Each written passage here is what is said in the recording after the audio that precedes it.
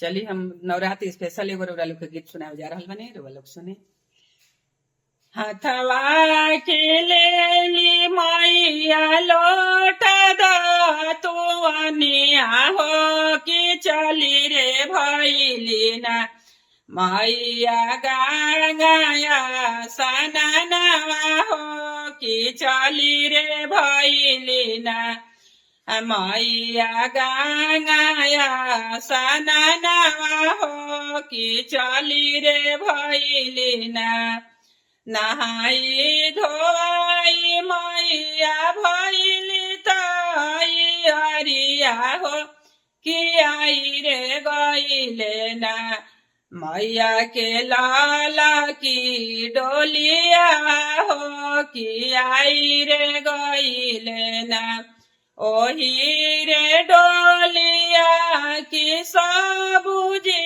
ओ हरा हो कि लागी रे गईले ना ओ हमें बत्तीसो कहारवा हो कि लागी रे गईले ना माई के बत्तीसो कहारवा हो कि लागी रे गईले ना धीरे धीरे चालू कहारा गौआ के ओरिया हो नगरिया घुमबो ना आइले सबके नेवतवा हो नगरिया घुमबो ना हमारो नगरिया से आइले नेवतवा हो कि सबके घरवना होला हमारो पूजैया हो कि सबके घरवना जुड़ हुआ हो सेवा का हमारो नगरिया हो कि कइले बाड़ना सेवा का हमारो पूजैया हो कि कइले बाड़ना अपना महलिया से निकलली सेवा किया हो कि आई मैया ना बैठे हमारे आंगनवा हो कि आई मैया ना गाई के गोबर मैया आंगना लिपवनी हो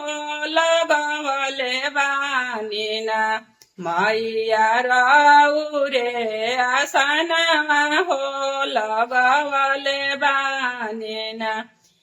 खाए के देवो माई पुड़िया हलुआ हो कि गोढ़उल फूल के ना मैया हारवा बनवनी हो कि ओढ़उल फूल के ना ललका चुनरिया मैया बाजारवा से मंगवनी हो लगवले बानी ना मैया चारो ओरी गोटावा हो लगवले बानी ना अतना बचनिया मैया सुनहु न पवली हो कि देई रे दिहली ना ये सेवा किया के आशीषिया हो कि देई दिहली ना अनधान भरल रहो तोहरो महलिया हो